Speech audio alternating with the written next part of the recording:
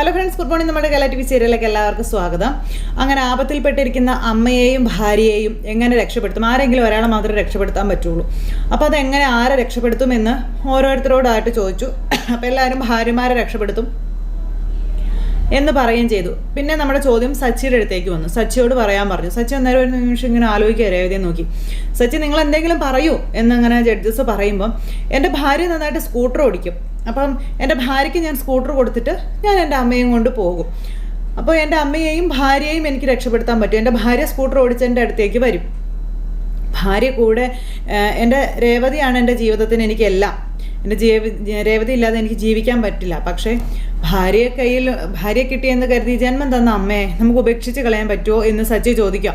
അവിടെ 100-ൽ 100 മാർക്ക് നമ്മുടെ സച്ചിക്ക് വീണു. എല്ലാവരും ഭയങ്കരമായിട്ട് ഒച്ചയ്ക്ക് കൈയടിച്ചു.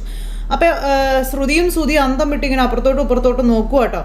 സച്ചിയുടെ മറുപടിയും അതുപോലെ തന്നെ ബാക്കിയുള്ളവരുടെ കയ്യടിയും എല്ലാം കൂടെ ആയി കഴിഞ്ഞപ്പം ഇനി അടുത്ത ചോദ്യം, തൃപ്തികരമായിട്ടുള്ള ജീവിതത്തിന് എന്താണ് ചെയ്യേണ്ടതെന്നും എന്താ അതിൻ്റെ അളവുകോലെന്നും ജഡ്ജസ് ചോദിക്കുക. അപ്പോൾ അതിന് നിങ്ങൾക്ക് കുറച്ച് സമയം തരാം, നിങ്ങളുടെ പാർട്ട്ണറുമായി നിങ്ങൾക്ക് ചർച്ച ചെയ്യാം, അങ്ങനെ വേണം അതിന് ഉത്തരം പറയാനെന്നും പറഞ്ഞു. അപ്പോൾ ഓക്കെ, അതുവരെ ചെറിയൊരു ബ്രേക്കാണെന്നും പറഞ്ഞ് ഇങ്ങനെ അവർ പറയാം. ആ സമയത്ത് സച്ചിയും രേവതിയും ഒരു സ്ഥലത്ത്, ശ്രുതിയും മറ്റൊരു സ്ഥലത്ത്, ശ്രീകാന്തും വർഷയും മറ്റൊരു സ്ഥലത്ത്, അങ്ങനെ ഓരോ പാർട്ട്നേഴ്സും മാറി നിന്ന് ഇതിനെപ്പറ്റി ചർച്ച ചെയ്യുക.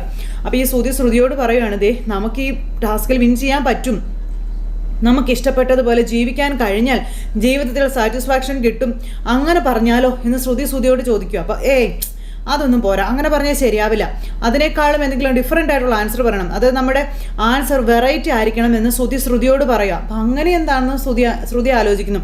അമ്മയും വേണം ഭാര്യയും വേണമെന്ന് അവൻ പറഞ്ഞില്ലേ, അവൻ അമ്മയോട് വല്ല സ്നേഹമുള്ളതാണോ? അതുപോലെ കള്ള കഥകളങ്ങ് തട്ടിവിടണം എന്ന് ശ്രുതിയോട് പറയണം.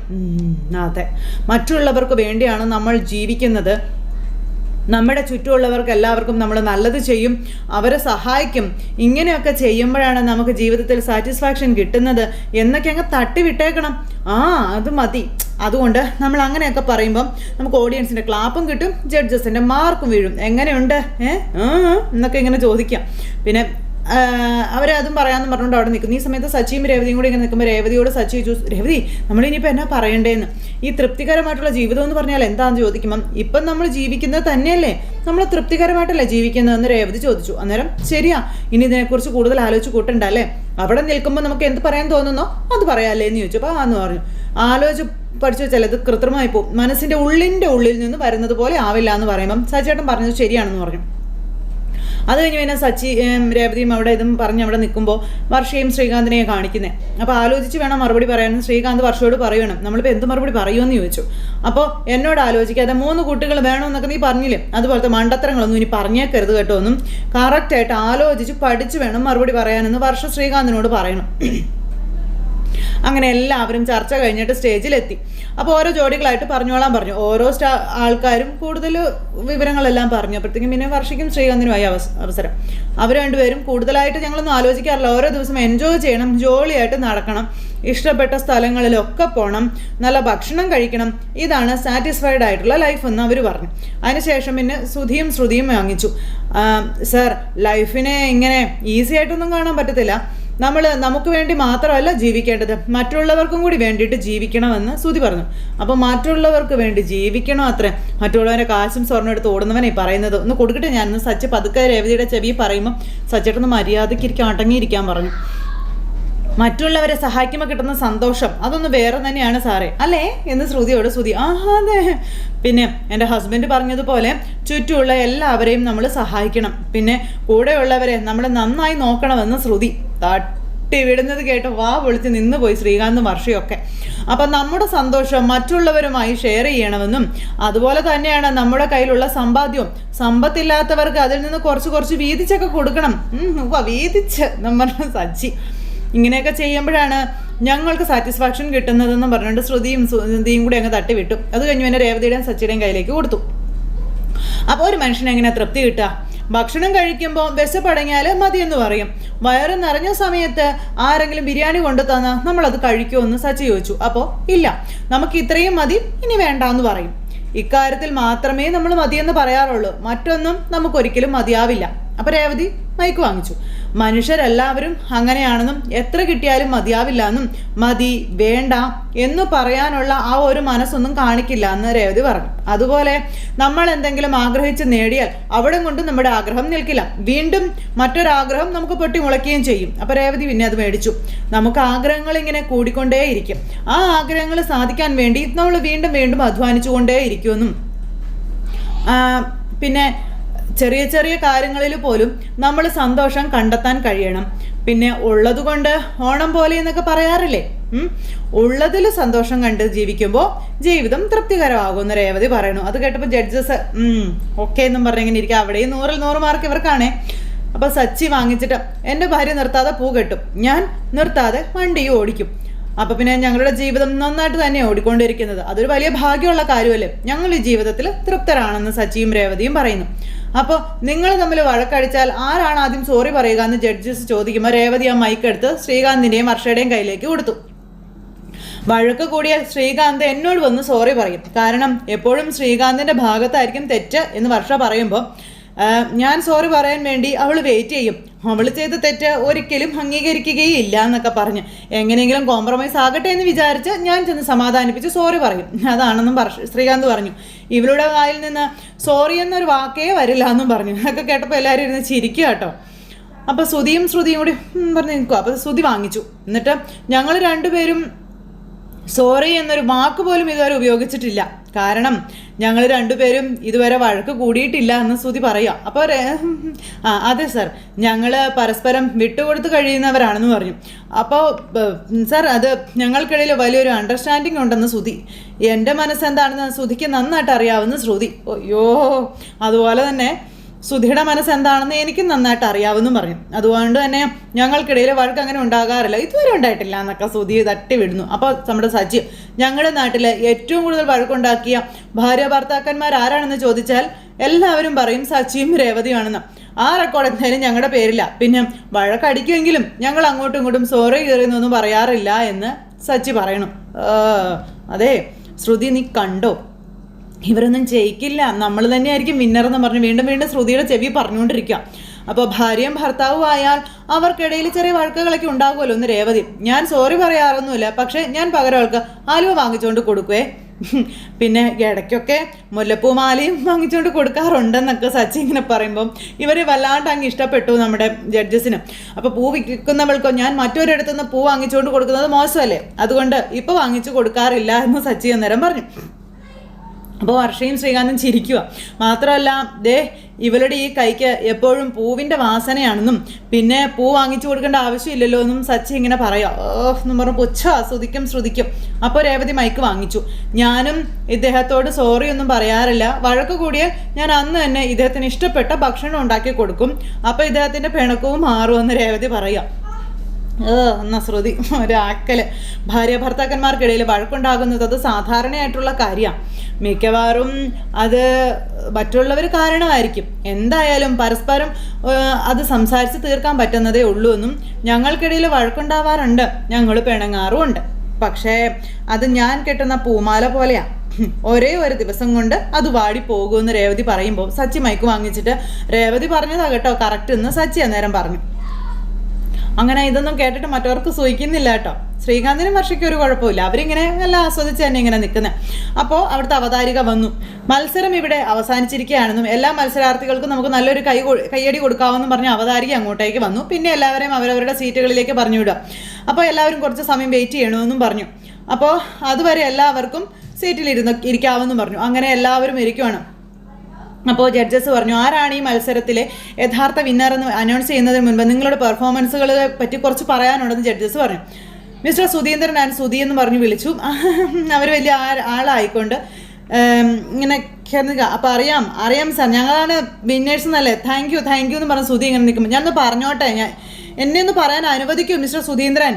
രണ്ടുപേരും കുഴപ്പമില്ലാതെ പെർഫോം ചെയ്തു, പക്ഷേ ഞങ്ങളുടെ ചോദ്യത്തിന് നിങ്ങൾ പോളിഷ് ചെയ്ത മറുപടികളാണ് തന്നിരിക്കുന്നതെന്ന് പറയുമ്പം അയ്യോ ഞങ്ങൾ കറക്റ്റായിട്ടുള്ള മറുപടിയാണ് നൽകിയത്, നിങ്ങളുടെ ക്വസ്റ്റ്യൻസ് ശരിയല്ലാത്തത് കൊണ്ടാണെന്ന് സുധി അവരെ പറഞ്ഞു. അതിന് ഞങ്ങൾ വെറുതെ കുറ്റം പറയേണ്ട കാര്യം എന്താ, അപ്പോൾ ഞങ്ങൾക്ക് കുറച്ച് മാനേഴ്സ് ഉള്ളത് കൊണ്ട് ചില കാര്യങ്ങൾ പുറത്ത് പറയണ്ട എന്ന് കരുതിയതാണെന്ന് ആ ജഡ്ജി പറയുക. നിങ്ങൾ ഞങ്ങൾ ജഡ്ജ്മെൻറ്റ് ശരിയല്ല എന്ന് പറഞ്ഞ സ്ഥിതിക്ക് ഞങ്ങളുടെ ജഡ്ജ്മെന്റ് കറക്റ്റ് ആണെന്ന് ഞങ്ങൾക്ക് പ്രൂവ് ചെയ്യണമല്ലോ എന്ന് ആ ജഡ്ജസ് പറഞ്ഞു. പണിപ്പാളി ചോദിച്ചു മേടിച്ചു. അപ്പോൾ ഫോട്ടേജ് പ്ലേ ചെയ്യാനായിട്ട് പറഞ്ഞു. അപ്പോൾ ഫോട്ടേജ് പ്ലേ ചെയ്ത സമയത്ത് ഇവർ രണ്ടുപേരും കൂടി സംസാരിക്കുന്നത് മുഴുവനും CCTVയിൽ പതിഞ്ഞിട്ടുണ്ടായിരുന്നു. അങ്ങനെ ഇവർ പറഞ്ഞ കള്ളക്കളികളെല്ലാം അവിടെ പരസ്യമായിട്ട് ജഡ്ജസ് പൊളിച്ചടിക്കും. ജഡ്ജസിനെ ഭരിക്കാൻ ചെന്നതാണ്, നാറ്റിച്ച് കളഞ്ഞു. അപ്പം നമ്മൾ അങ്ങനെ പറഞ്ഞിട്ടുണ്ടെങ്കിൽ ഓഡിയൻസിൻ്റെ ക്ലാപ്പും കിട്ടും, അപ്പം നല്ല മാർക്കും വീഴുമെന്ന് സുധി പറഞ്ഞ കാര്യങ്ങൾ ഇവർ ലൈവായിട്ട് എല്ലാവരെയും അങ്ങ് കേൾപ്പിച്ചു. മാറി പൊഴുത്ത് ചീഞ്ഞളിഞ്ഞ് രണ്ടും കൂടെ അവിടെ അങ്ങനെ നിൽക്കുക കേട്ടോ. അപ്പോൾ അത് കഴിഞ്ഞപ്പോഴത്തേക്കും സുധിയും സച്ചി അന്നേരം പറഞ്ഞു, ഇവിടെ അവൻ്റെ തനി നിറം പുറത്തെടുത്തു, അവൻ്റെ സമ്മാനത്തിന് എന്തായാലും തീരുമാനമായിരുന്നു ഇങ്ങനെ സച്ചി പറയട്ടോ. ശ്രുതി ഇങ്ങനെ എന്നൊക്കെ പറഞ്ഞുകൊണ്ട് ചമ്മി വെളുത്ത് വന്ന് ശ്രുതിയുടെ അരികിലിരിക്കുക. ഛേ വേണ്ടായിരുന്നു ശ്രുതി, ഇതിലെന്തോ ഒരു ചതി നടന്നിട്ടുണ്ടെന്ന് ശ്രുതിയോട് പറയൂ കേട്ടോ. ആ വീഡിയോസ് കൃത്രിമമായിട്ട് ആരോ ക്രിയേറ്റ് ചെയ്തതാ, എന്നോട് സത്യതയുള്ള ആരോ, നമുക്ക് ഇതിനെതിരെ അപ്പീൽ കൊടുക്കാവുന്ന ശ്രുതിയോട് പറയുന്നു.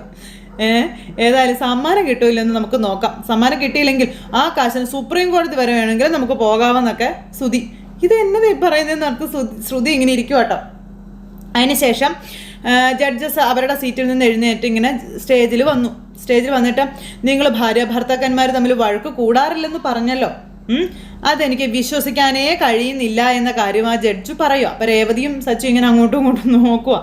ഞാൻ എത്രയോ കേസുകൾ കണ്ടിട്ടുള്ളതാണെന്ന് അറിയാമോ, അതുപോലെ രാവിലെ എഴുന്നേറ്റ് ഗുഡ് മോർണിംഗ് പറഞ്ഞില്ല എന്നുള്ളതിൻ്റെ പേരിൽ ഡൈവേഴ്സ് ആയ കേസ് വരെ ഞാൻ കണ്ടിട്ടുണ്ടെന്ന കാര്യവും ഈ ജഡ്ജ് ഇവരോട് പറഞ്ഞു.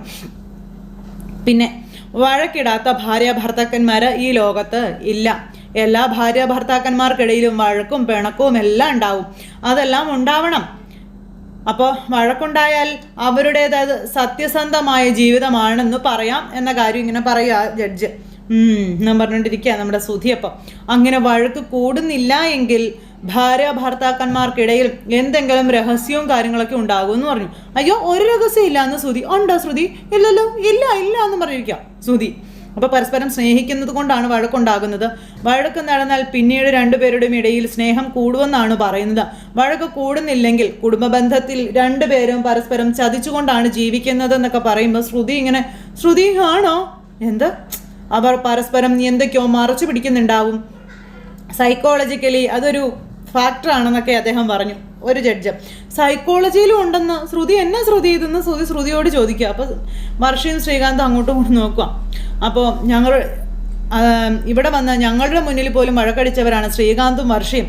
അതൊന്നും സാരമുള്ള കാര്യമല്ല, അതിനൊരു നിഷ്കളങ്കതയുണ്ടെന്നും പിന്നെ അതാണ് അവർ മുന്നും പിന്നും നോക്കാതെ ഇവിടെ തന്നെ വഴക്കിട്ടതെന്നുള്ള കാര്യം ഇങ്ങനെ ഒരു ജഡ്ജ് പറയുക. അപ്പം അത് ശരിയാണെന്നും അവരെപ്പോഴും അങ്ങനെ തന്നെ അല്ലേ എന്ന് രേവതിയും സച്ചു ഇങ്ങനെ അങ്ങോട്ടും ഇങ്ങോട്ടും പറയുന്നു. അവരെപ്പോഴും ഭാര്യ ഭർത്താക്കന്മാരായിട്ടില്ല, അവർ ശരിക്കും ഫ്രണ്ട്സ് ആണെന്നൊക്കെ പറഞ്ഞ് അവരെ പറ്റി ഇങ്ങനെ പറയുന്നു. മെച്യൂരിറ്റി വരുന്നതേ ഉള്ളൂ അവർക്ക്. ഇതൊക്കെ പറഞ്ഞെങ്കിലും നിങ്ങൾ നല്ല കപ്പിൾസാണ് കേട്ടോ എന്ന് ഇവരോട് രണ്ടുപേരോടും അദ്ദേഹം പറയാം. അപ്പം വർഷ ചിരിച്ചു. എന്തിനാ ചിരിക്കുന്നതെന്ന് ജഡ്ജി ചോദിക്കുമ്പം താങ്ക് യു സാർ, മാരേജ് കഴിഞ്ഞാലും ലവേഴ്സായിട്ട് ഇരിക്കണമെന്ന് ഞങ്ങൾ തീരുമാനിച്ചിരുന്നു, ഞങ്ങൾ അങ്ങനെ തന്നെയാണ് കഴിയുന്നതെന്നും ഇപ്പോൾ സാറും അത് അംഗീകരിച്ച് തന്നല്ലോ എന്നിങ്ങനെ വർഷ പറയുമ്പം ഞങ്ങൾ ഹാപ്പിയാണ് സാറിന് ശ്രീകാന്ത് വർഷയെ കെട്ടിപ്പിടിച്ചുകൊണ്ട് എല്ലാവരുടെയും കേൾക്കി ഇങ്ങനെ പറഞ്ഞവിടെ ഇരിക്കുക. അത് കഴിഞ്ഞ് പിന്നെ രേവതിയുടെയും സച്ചിയുടെയും കാര്യം പറയാം. അപ്പോൾ സച്ചിയും രേവതിയും നല്ല ജോഡിയാണ്, നിഷ്കളങ്കമായ അവരുടെ മനസ്സ് ഞങ്ങൾക്കിവിടെ കാണാൻ കഴിഞ്ഞു എന്ന് ആ ജഡ്ജ് പറയുക. അപ്പോൾ ഇവർക്ക് സന്തോഷമായി. ശ്രുതിയും എന്ന് പറഞ്ഞുകൊണ്ടിരിക്കുക കേട്ടോ. ഹൃദയത്തിൽ നിന്നാണ് അവരുടെ വാക്കുകൾ വന്നതെന്നും അവർ സംസാരിച്ചപ്പോൾ ഞങ്ങൾക്കത് കൃത്യമായി മനസ്സിലായി. പിന്നെ ഞങ്ങൾ ചോദിച്ച ചോദ്യങ്ങൾക്ക് അവർ പറഞ്ഞ മറുപടികളിലൊന്നും കള്ളത്തരം ഉണ്ടായിരുന്നില്ല. എന്താണ് നിങ്ങളുടെ ടാലൻ്റ് എന്ന് ചോദിച്ചപ്പം രേവതി പകച്ചു നിന്നു. അവൾ നന്നായി മാല കെട്ടുമെന്ന് പറഞ്ഞത് സച്ചിയാണെന്നുള്ള കാര്യം ജഡ്ജ് പറയാം. അവൾ മാല കെട്ടുമ്പോൾ പരിസരം മറന്ന് സച്ചി കൈയടിച്ചും വിസിലടിച്ചും പ്രോത്സാഹിപ്പിക്കുകയും ചെയ്തുവെന്നും തൻ്റെ കഴിവിനെ മതിക്കുന്ന, തന്നെ സപ്പോർട്ട് ചെയ്യുന്ന ഒരു ഭർത്താവിനെയാണ് ഏതു ഭാര്യയും ആഗ്രഹിക്കുക. അങ്ങനെ ഒരു ഭർത്താവാണ് സച്ചി എന്നുള്ള കാര്യം ആ ജഡ്ജ് പറയുമ്പോൾ രേവതി സച്ചിയുടെ കയ്യിൽ ഇങ്ങനെ ഇറുക്കി പിടിക്കുക. എന്ന് പറഞ്ഞ് ശ്രുതിയും നോക്കുക കേട്ടോ. രേവതി സച്ചിയെക്കുറിച്ച് പറയുമ്പോൾ സച്ചിയുടെ കുറവുകളും പറഞ്ഞു. സച്ചി ആദ്യം കണ്ടപ്പോൾ റൗഡിയാണെന്ന് കരുതിയത് പറഞ്ഞു. അപ്പോൾ കുടിക്കാൻ ഇത്ര കാശ് ചെലവാക്കുന്നുണ്ടെന്നൊക്കെ പറഞ്ഞു. സാധാരണ ഇത്തരം രീതികളിൽ ഇതാരും പറയാറില്ല.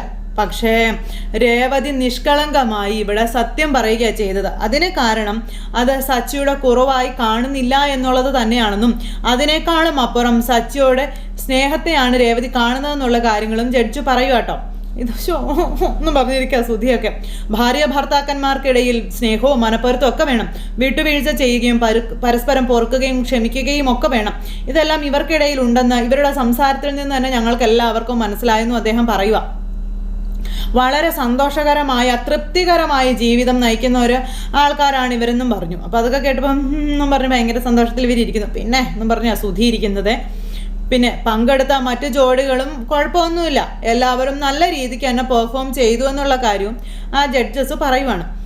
നിങ്ങളെല്ലാവരും ആകാംക്ഷയോടെ കാത്തിരിക്കുന്ന ഈ കോമ്പറ്റീഷൻ റിസൾട്ട് ഞാൻ അനൗൺസ് ചെയ്യാൻ പോവുകയാണ് എന്നവർ പറയുമ്പോഴത്തേക്കും അയ്യോ അയ്യോ എന്നും പറഞ്ഞുകൊണ്ട് ഇങ്ങനെ സുധി കോട്ടൊക്കെ നേരെയാക്കിയിട്ട് എങ്ങനെ ഇരിക്കട്ടെ, ഇപ്പം കിട്ടും എന്നുള്ള പ്രതീക്ഷയില്ല. അപ്പോൾ ബെസ്റ്റ് കപ്പിൾസായിട്ട് തിരഞ്ഞെടുത്തിരിക്കുന്നത് നമ്മളെന്ന് പറഞ്ഞത് സുധി ഇങ്ങനെ ഇരിക്കുന്നു. അപ്പം സച്ചി ആൻഡ് രേവതി എന്ന് വിളിച്ചപ്പോഴത്തേക്കും സച്ചി ആടി എന്നും പറഞ്ഞ് ചാടി എഴുന്നേറ്റ് കൈയടിച്ചു. കെട്ടിപ്പിടിച്ച നമ്മുടെ ശ്രുതിയുടെ കൈ ഒരൊറ്റ വിടലായിരുന്നു. സുധി സച്ചേട്ടാന്ന് പറഞ്ഞുകൊണ്ട് ശ്രീകാന്ത് ഭയങ്കരമായിട്ട് കൈയടിച്ചു. എന്തായാലും നമുക്കെന്ന് പറഞ്ഞിരുന്നത് ശ്രുതിയും ഞെട്ടിപ്പോയി. ഒപ്പിച്ചിച്ചും പരിഹസിച്ചും അമ്മ വീട്ടിൽ നിന്ന് ഇറക്കി വിട്ടതാണല്ലോ. സമ്മാനം ഇവർക്ക് കിട്ടുകയും ചെയ്തു. അപ്പോൾ കൺഗ്രാജുലേഷൻ സച്ചി ആൻഡ് രേവതി. വിന്നേഴ്സിനുള്ള മൊമെന്റോയും 1 ലക്ഷം രൂപ ക്യാഷ് പ്രൈസും ഏറ്റുവാങ്ങാനായി സച്ചിയെയും രേവതിയെയും സ്റ്റേജിലേക്ക് ക്ഷണിക്കുന്നു എന്ന് പറഞ്ഞു. അങ്ങനെ അവർ ചെന്നു, എല്ലാവർക്കും കൈയൊക്കെ കൊടുത്തു. അങ്ങനെ ആ ഒരു ഗിഫ്റ്റൊക്കെ കൊടുക്കുക, അതുപോലെ തന്നെ പൈസയും സമ്മാനമൊക്കെ കൊടുക്കുക. അവരെല്ലാവരും വീഡിയോയിൽ അത് പകർത്തു അവിടെ ഇരിക്കുന്നവർ. അങ്ങനെ സച്ചിയും രേവതിയും വിന്നേഴ്സായി തിരിച്ച് വീട്ടിലേക്ക് 1 ലക്ഷം രൂപയായിട്ട് ചെല്ലുന്ന ഒരു അത്യുഗ്രൻ എപ്പിസോഡാണ് നാളെ നമ്മളെ കാത്തിരിക്കുന്നത്. അപ്പോൾ ആരും തന്നെ മിസ് ചെയ്ത് കളയാതെ എല്ലാവരും കാത്തിരുന്ന് കാണണോട്ടെ. എല്ലാവർക്കും നല്ലൊരു ദിവസം ആശംസിക്കുകയാണേ. അപ്പോൾ എല്ലാവർക്കും ഒരിക്കൽ കൂടി നന്ദി അറിയിച്ചുകൊണ്ട് വീണ്ടും കാണാമെന്നുള്ള പ്രതീക്ഷയോടെ നിർത്തുന്നു. ടാറ്റാ, see you again, take care, bye by.